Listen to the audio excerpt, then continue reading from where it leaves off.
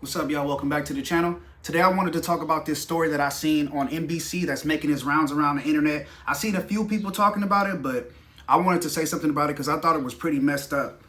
There was this elderly lady, and she's an Uber driver. And this is in Ohio, so she goes to this man's house and she gets shot by this man. So the backstory is there are these scammers, and they call this white man, and they tell him that one of his incarcerated family members is locked up and he has to pay some type of ransom for him, some scam shit, right? And so they scam this lady too, the same scammers.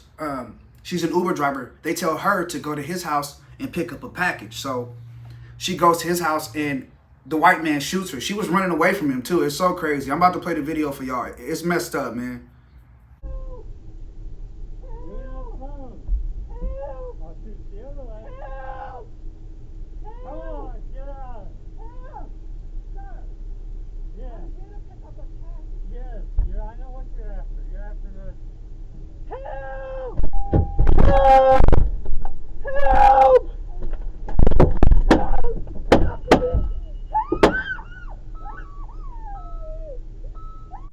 I went through a couple of articles just so I could do a little bit more research because I didn't want to just jump on the net and start bumping my gums and look like a goofy and not know what I'm talking about.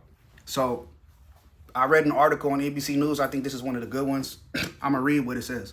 Ohio man, 81, fatally shoots Uber driver, 61, after scammers target both of them, officials say.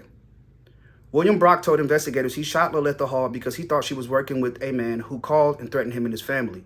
Hall did not threaten Brock and did not have a weapon or assault him, according to the sheriff's office and court documents.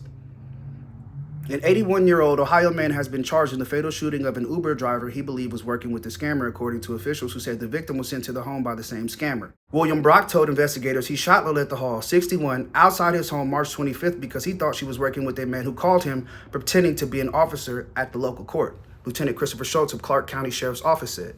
Mr. Brock received some scam call by a person purporting to be someone from our courts who informed him a family member was incarcerated and that he had a bond of a significant amount of money, Schultz said. The calls turned from, I'm an officer in the court, to, we have this subject hostage, this is a ransom demand. The person who called Brock, or an accomplice, requested an Uber ride to his South Charleston home to pick up the money, Schultz said. Miss Hall did not have any idea, he added. When Hall arrived at the home and approached the front door, Brock confronted her with a gun and asked her who she was working for, Schultz said. He took her cell phone and prevented her from getting in her vehicle and driving away. When she tried to get away, he shot her once. Then there was more exchange between them, Schultz said. Mr. Brock was at some point injured to his head, and he shot Miss Hall a second time. There was more conversation, and then he shot her a third time. Only after he shot her a third time did he then make contact with authorities to report the incident. Hall did not threaten Brock, have a weapon, or assault him, according to the sheriff's office and a complaint filed in Clark County Municipal Court. She was taken to a hospital where she died from her injuries, according to the complaint.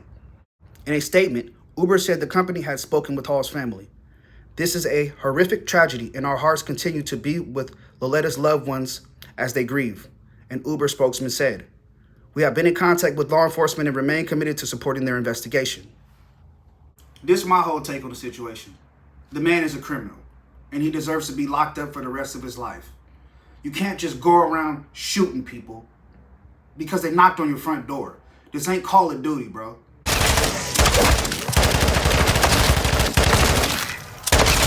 Plus, she's an Uber driver. She has a camera in her car. She's going to rob you while she's on the job. She's going to rob you with a camera and all the evidence in her car. Come on, my guy.